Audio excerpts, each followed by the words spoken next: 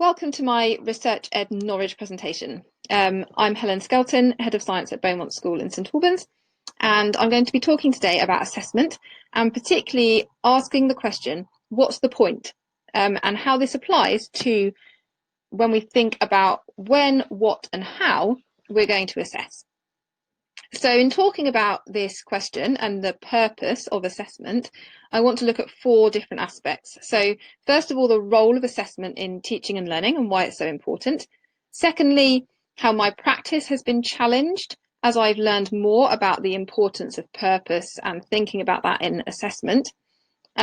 How this has changed and is changing my practice as I learn more about it. And then some questions that we can ask, which will help us to think about planning assessments which are appropriate for whatever it is that we want them to do. So some of my talk today will be from a science perspective, with examples from my own practice, but I hope the principles that I talk about will be relevant to all subjects. So whatever it is you teach, I hope there'll be something that you can take away from this in thinking about assessment and purpose in assessment. So first of all then, why do we assess our students? So there's lots of answers that could be given. I've put a few up on the screen here, which I'll just give you a moment to have a read through.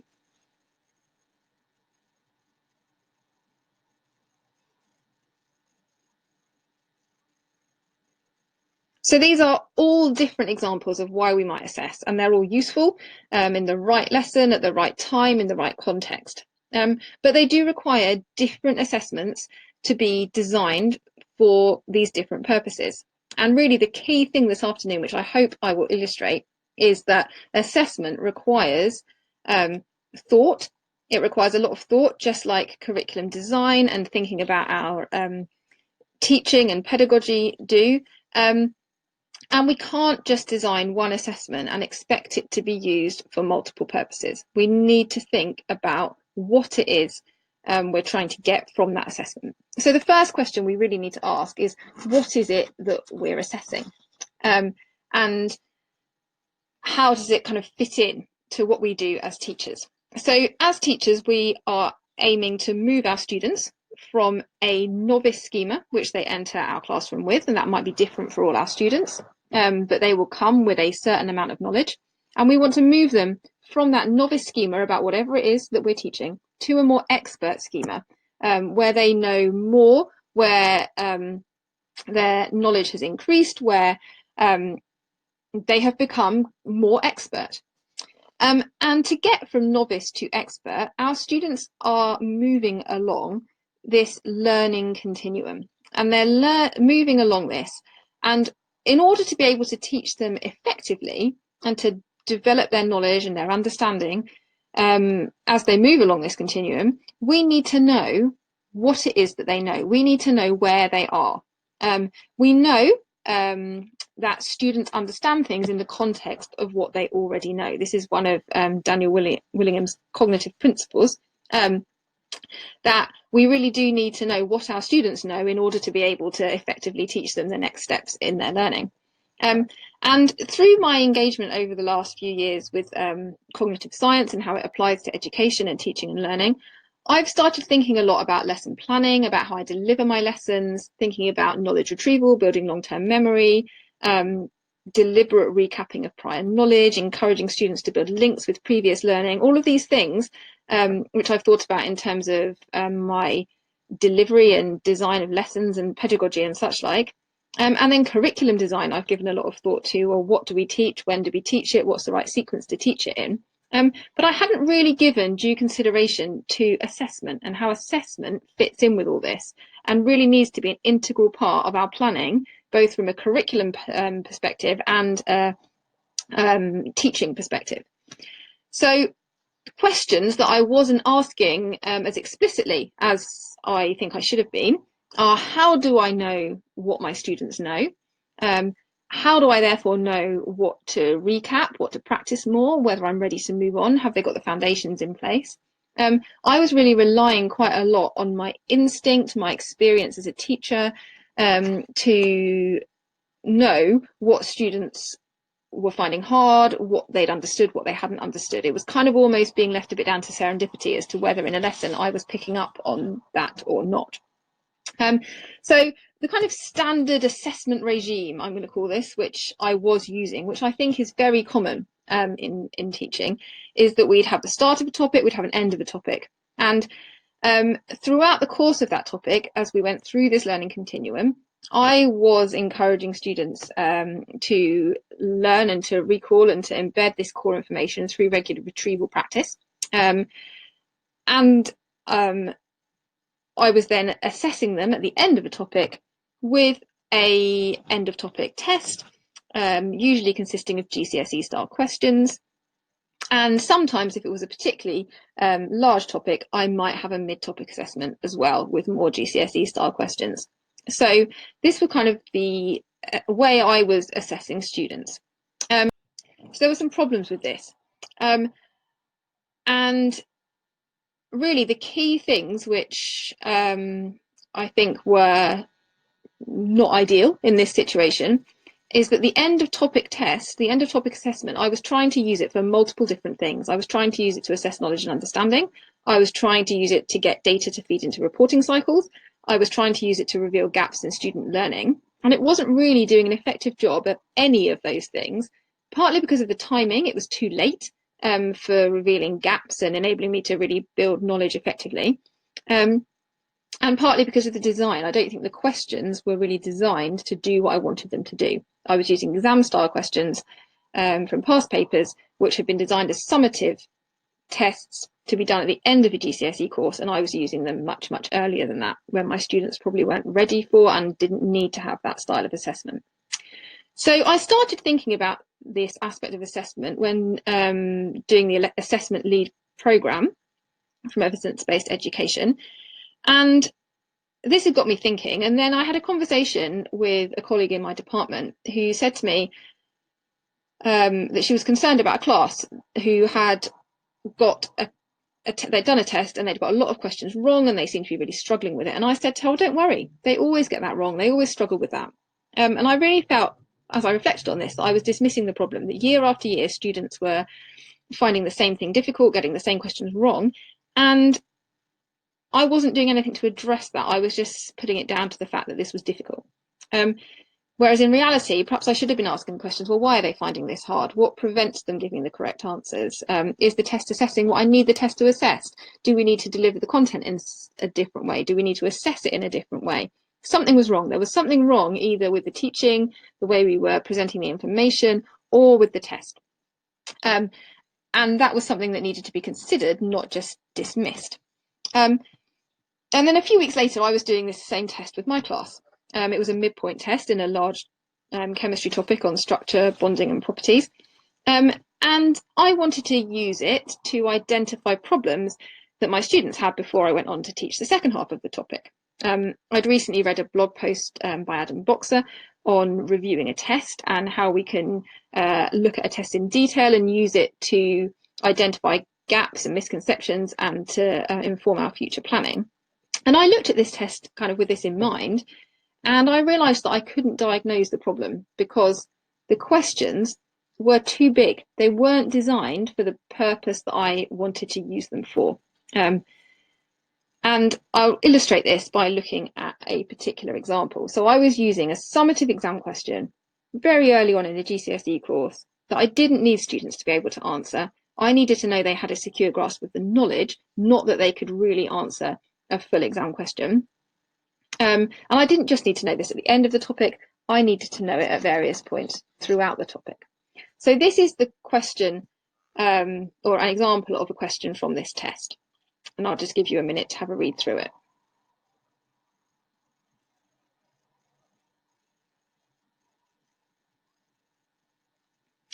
So in this question, we've got some information about what's going on. We're told about a material that's used for a welding blanket. We're told what a welding blanket is.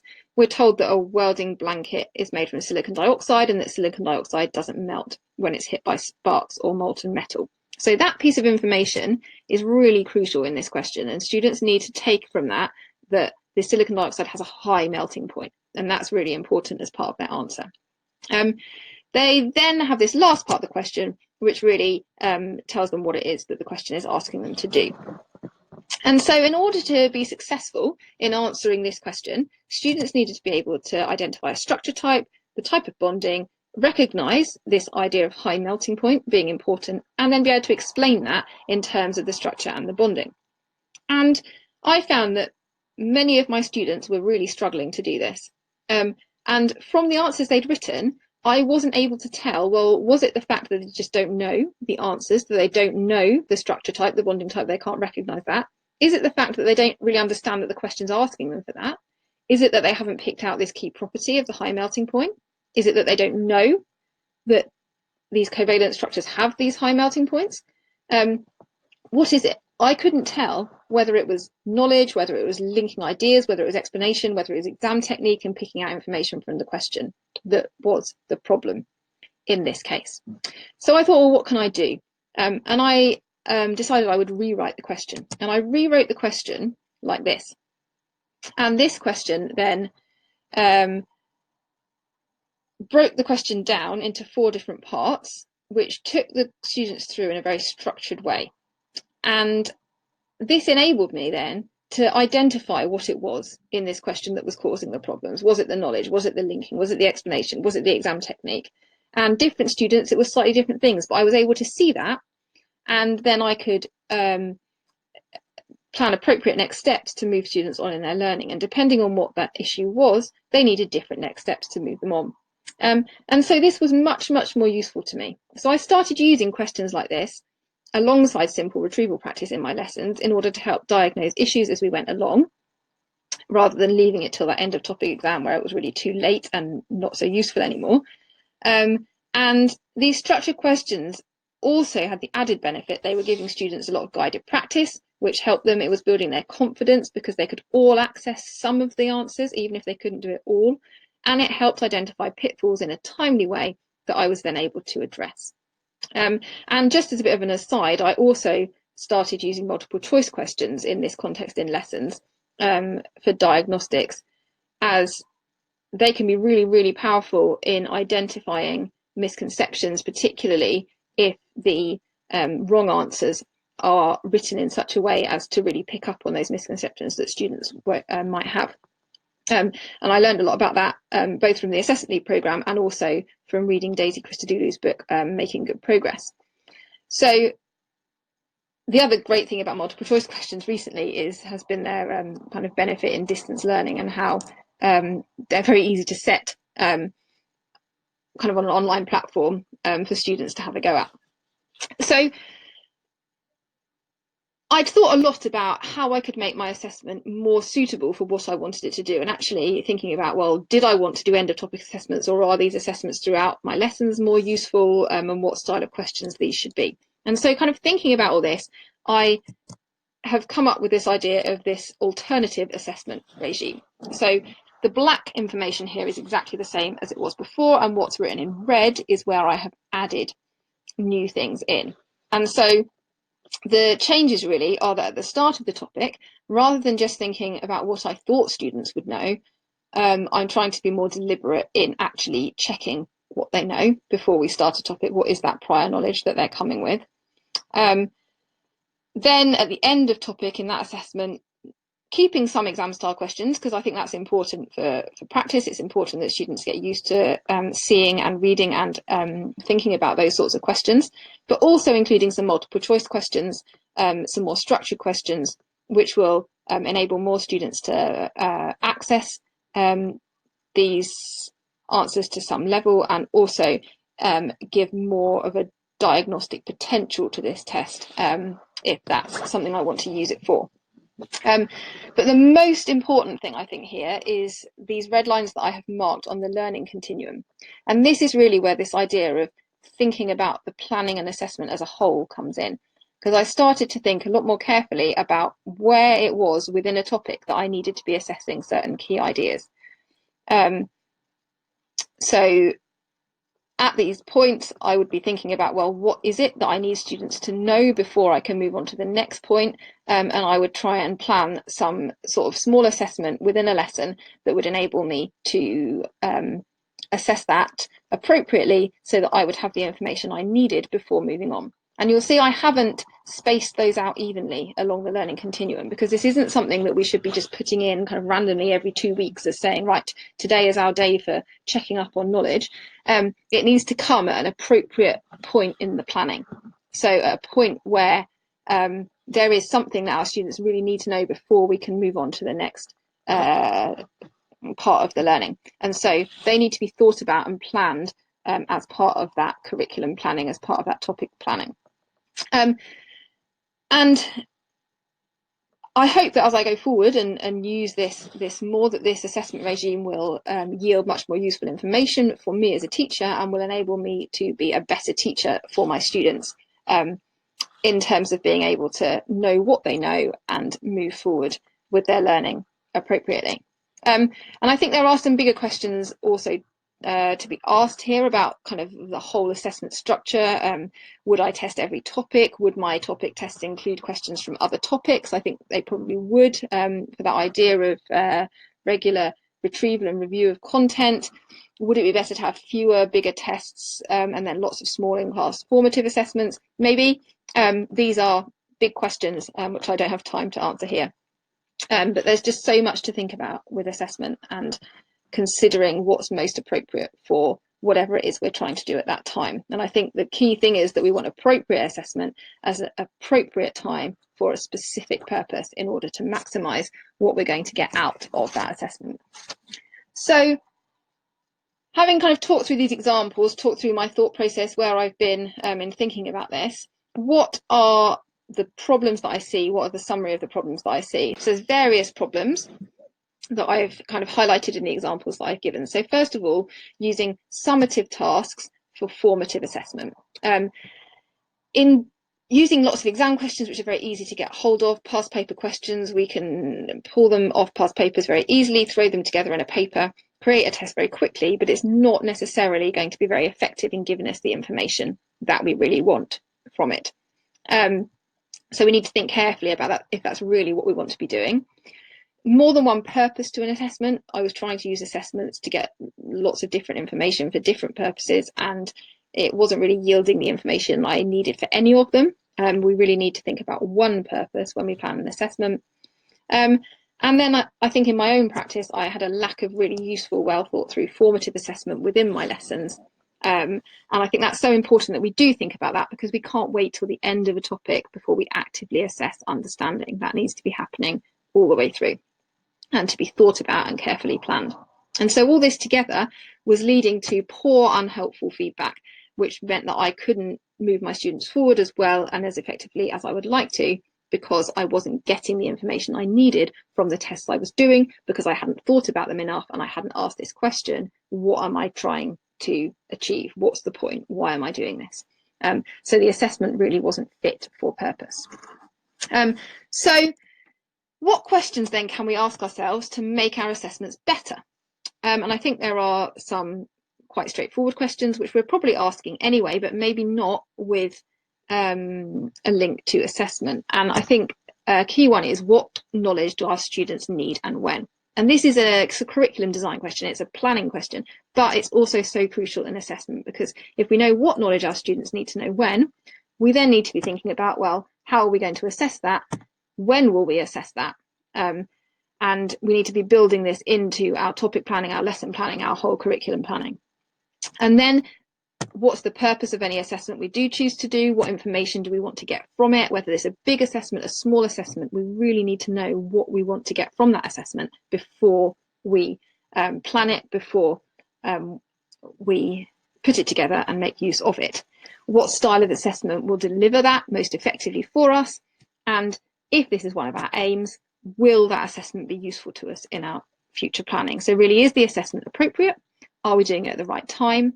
And will it reveal useful information to us for whatever purpose it is that we are aiming to address? So I think in summary, the key thing is that assessment really needs to have a definite purpose. We can't design anything and make it useful if we don't know what it's for, if we don't have an end goal. And it's the same with assessment. If we're going to make an assessment which is going to be useful for whatever it is we're trying to achieve, we need to ask, What's the point? What am I trying to achieve? And we need to design it to fit that purpose. So I hope this has been useful for you. Thank you very much for taking the time to listen. If you've got anything you want to ask, any comments you want to make, any discussions you'd like to have, I'm on Twitter as @Dr. H. Skelton, and I'd be very happy to engage in any conversations with people who have watched this today. So again, thank you very much. I'm just going to put up one last slide which shows the references and the things that I have mentioned today during the presentation.